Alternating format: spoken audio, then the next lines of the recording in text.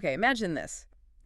You've made a pact, a real deal with something ancient, powerful trading service for just raw, otherworldly might. Yeah, that's the heart of the Warlock, right? One of Uh-huh. D&D's most unique spellcasters. Absolutely. And if you've been keeping tabs on the rules updates, 2024 brought some pretty significant changes for them. Definitely. So if you've been curious about what's different, maybe thinking of rolling up a new Warlock, or you just want to get smart on the updates fast, well, you're in the right place. We're doing a deep dive today, pulling the key insights, the critical details from sources looking specifically at the 2024 Warlock changes. We've got comprehensive guides, RPG BOT's analysis on the core class, invocation, subclasses. Right. The mission is basically to unpack the really important stuff about the 2024 Warlock. What does it all mean for actually playing the class? Exactly. And, the core idea is still there, that pact. Yeah, the Pact. Yeah. Fiend, Archfey, Celestial, Great Old One, whoever you made your deal with. And they still have that different way of using magic. Pact Magic.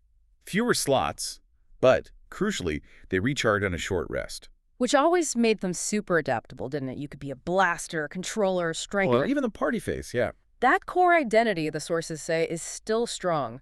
But how you get there, especially the customization, that seems to have evolved. It really has, particularly right from the start. Level 1 customization. Okay, let's unpack that. One of the first things that jumps out from the sources is this big shift in getting Eldritch invocations and your Pact boon. Yes, this is where things open up immediately. Previously, you waited, right? Yeah. Level 2 for invocations, level 3 for the Pact boon. Yeah, felt like a wait sometimes. Well, now, the 2024 rules, you get your first invocation at level 1. Level 1, okay. And here's the kicker. The guides confirm the Pact boons themselves. Blade, Chain, Tome. They are now Eldritch invocations you can pick. Whoa, so wait, level 1, I could have my Pact weapon, or the familiar, or the tome rituals. Absolutely could. That feels huge. For defining who your Warlock is right away, what's the impact of choosing so early? Well, it means you don't have that awkward couple of levels feeling like you're waiting to become the Warlock you pictured. You want to be a Blade Pact Warlock. Damn, session 1, you've got the weapon. Exactly. Lean right into it. Now, the guides do suggest most builds will want a Pact boon early. But technically, since it's an invocation, You could pick something else if you had a really specific, weird build. you could, yeah. But probably less common. Most people want that core Pact feature. Makes sense. Okay, so besides the invocation timing, what about the basics, Pact Magic, other core stuff? How does that look now? Pact Magic itself. Largely the same deal. Short rest recharge, all slots pop up to your highest level. But there are some nice quality of life improvements the sources point out. Like what? Well, for one, you can swap out a Warlock cantrip whenever you gain a Warlock level. Oh, okay. That's actually pretty useful for tweaking your at-wills as you go. Yeah, no more being stuck with something that doesn't quite fit later on. And keeping those slots fueled, or getting the big spells later. Any changes there? Magical Cunning got a boost. That helps get slots back. At level 5, you can do this quick, 1-minute ritual once a day, gets you back half your Pact slots, rounded up. Half your slots back once a day with just a minute's work. Nice. Yeah, and then the level 20 capstone makes Magical Cunning recover all your Pact slots. So it helps with the resource management, even if, capstones aren't always the most exciting thing overall. Still helpful. And Mystic Arcanum, those single high-level spells, 6th through 9th, once per long rest. I heard there was a big change there. Oh, this was a major one for flexibility.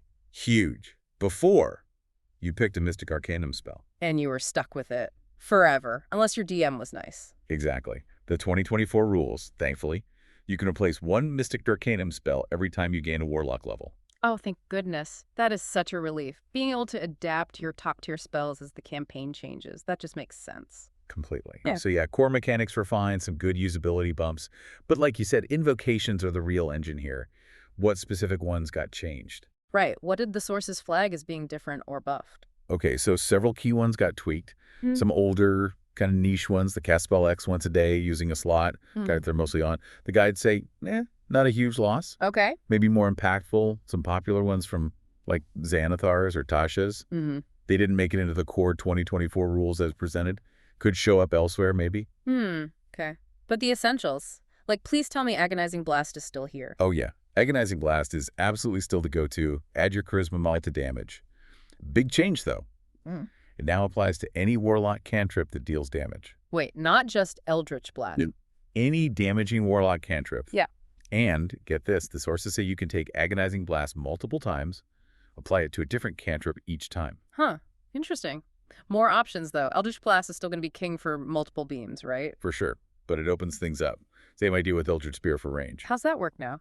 Also works with any damage-dealing Warlock cantrip that already has 10 feet or more range, and it boosts the range by 30 feet per Warlock level. Serious reach. Yeah. And repeatable, just like Agonizing Blast. More ways to build different kinds of ranged attackers. Yeah. Cool. What about defensive stuff? Utility invocations. Double Sight Seeing in Magical Darkness now explicitly says you get vision in dim light too. Small thing, but nice. Fiendish Vigor, the temp HP one, much better. Instead of casting it over and over hoping for a good roll. Which took forever. Right, now it just automatically grants you the maximum possible temp HP from the spell. Saves so much time at the table. Max temp HP automatically. Yes, please. That's way better.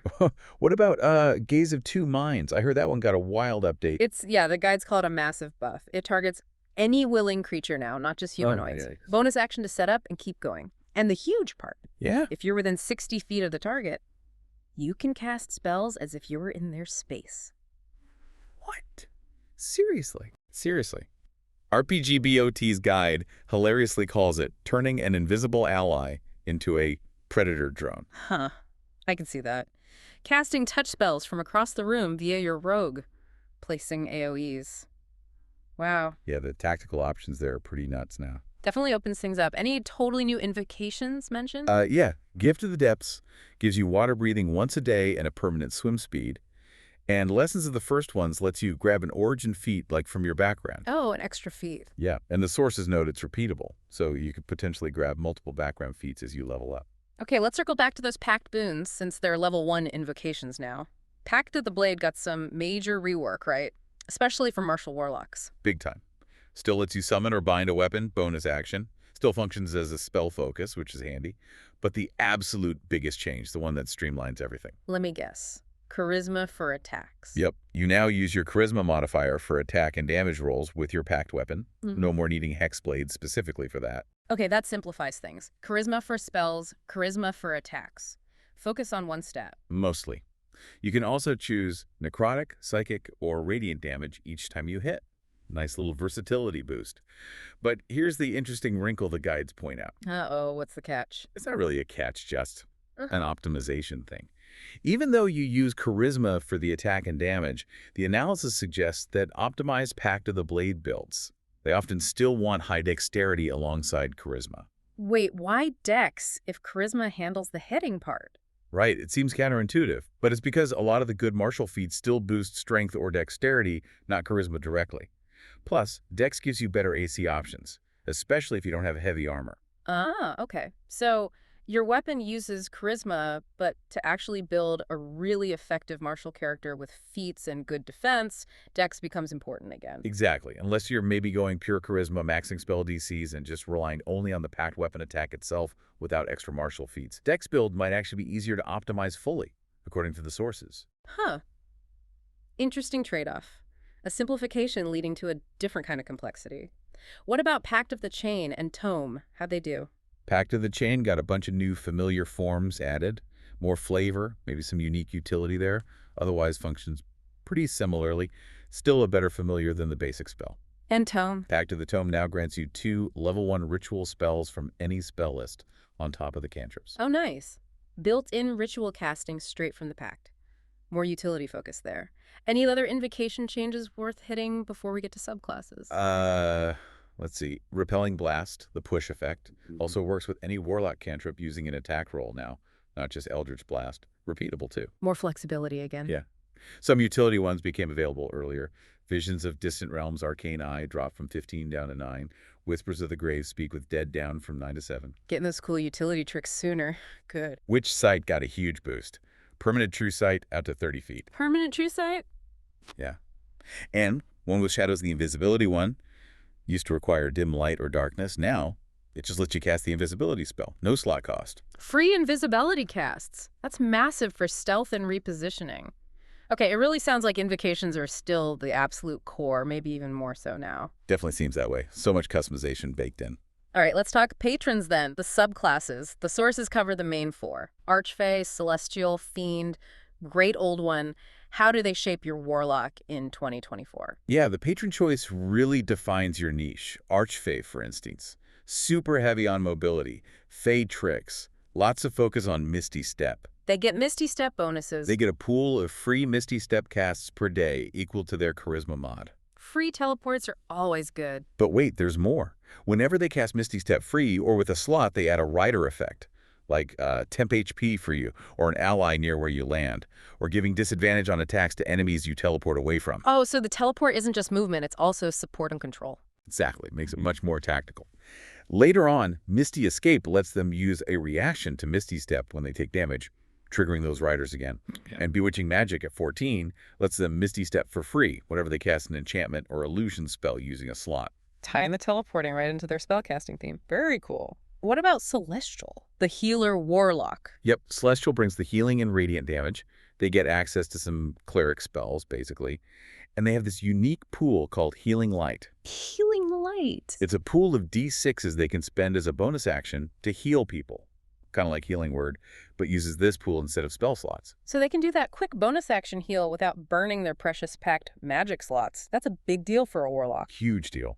They also get Radiant Soul, add Charisma mod to 1 Radiant or Fire damage roll from a Warlock spell or cantrip. Makes Sacred Flame actually decent. Surprisingly competitive, yeah, especially if you also take Agonizing Blast for it. The sources even mention it supporting some niche Pact of the Blade builds using True Strike, weirdly enough. Then Celestial Resilience gives temp HP after rests, or using Magical Cunning. And Searing Vengeance at 14 is a powerful get back up from zero ability for you or an ally, with healing and a blinding effect. Very distinct supports Radiant vibe. Okay. Fiend patron. Usually about fire, darkness, being tough. Still is, yeah. Focused on combat, resilience, often fire. Dark One's Blessing gives temp HP when you drop a creature. Key update, though. It also triggers if an ally drops a creature near you. Oh, much more reliable in a party, though. Way more reliable. Dark One's Own Luck lets you add a D10 to a save or ability check after you roll. And now you get uses equal to your Charisma mod per day, not just once per short rest. More uses, better reliability, good. Fiendish Resilience lets you pick a damage type for resistance. Force damage is excluded now, though. And the resistance works against magical weapons, too. Okay. And their big level 14 ability. Hurl through hell. Sounds nasty. Any changes? It did change a bit. Still big psychic damage, still banishes them for a sec. Damage is slightly lower, 8d10 instead of 10d10.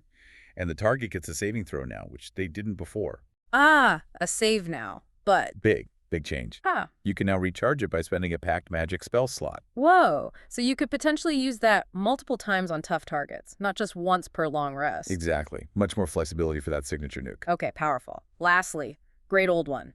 The spooky, mind-bending patrons. Has the GO look. Geo Warlock comes across in the sources as a solid generalist, leaning into psychic stuff and control.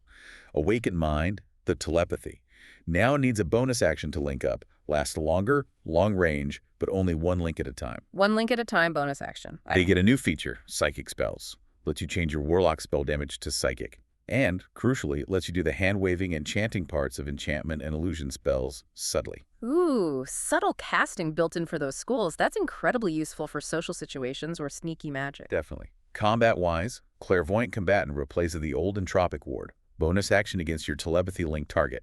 If they fail a save, disadvantage to hit you, you get advantage to hit them. Nice debuff-buff combo. Yeah, and like Hurl Through Hell, you can spend a pack slot to recharge uses. More uptime. Thought Shield is still there, Psychic Resistance, reflects psychic damage. And Eldritch Hex is new.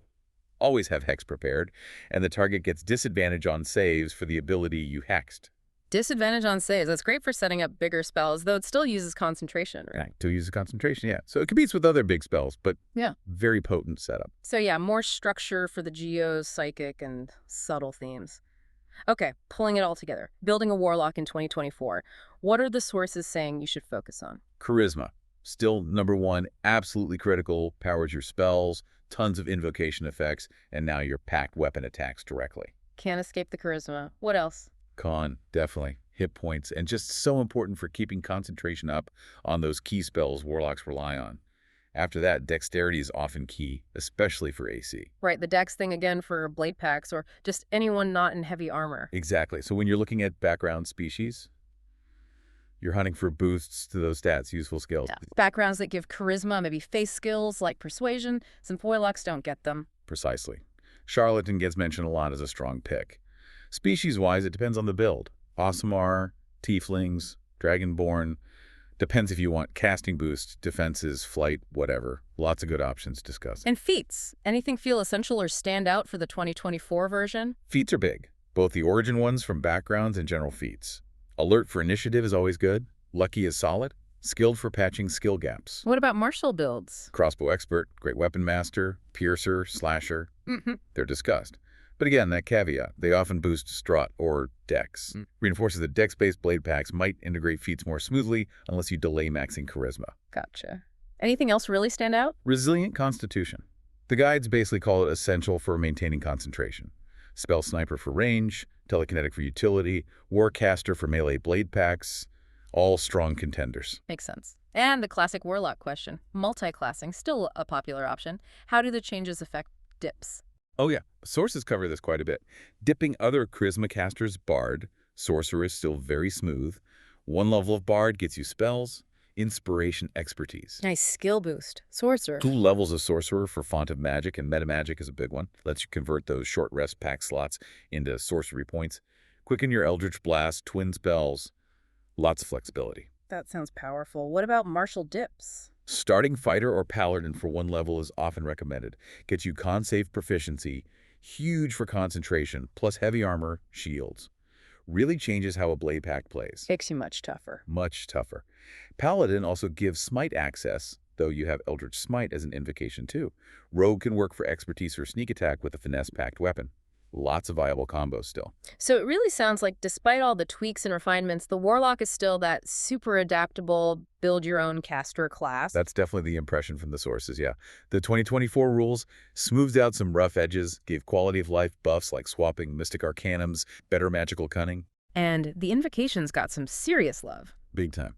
Buffs, earlier access, packed boons at level 1, changing the whole early game feel. Yeah. And the subclasses feel maybe even more distinct in their playstyles now. Archfey teleporting, celestial healing, fiend toughness, geo mind game. Right. Each leans into its theme a bit harder. It sounds like the core fantasy of this character shaped by their deal expressed through these flexible invocations. It's not just intact, it's maybe even stronger, more customizable, right from level 1. The analysis really suggests that's the case. You still have that unique rhythm, right? Relying on cantrips, managing those short rest pack slots. Yeah. But you have more tools, more choices in how you build that rhythm. Which kind of leaves us with a final thought for you, the listener, something to mull over based on what these sources highlight. They keep emphasizing this core Warlock loop, relying on cantrips moment to moment, especially early on, those basic attacks, simple saves, while holding on to those few precious pack slots for the big impact. Right, that core gameplay loop is still there. But at the same time, the 2024 rules give you this power to grab your pack boon, a really defining piece of your character, your magical sword, your special familiar right at level 1, through an invocation. A major identity choice immediately. So here's the thought.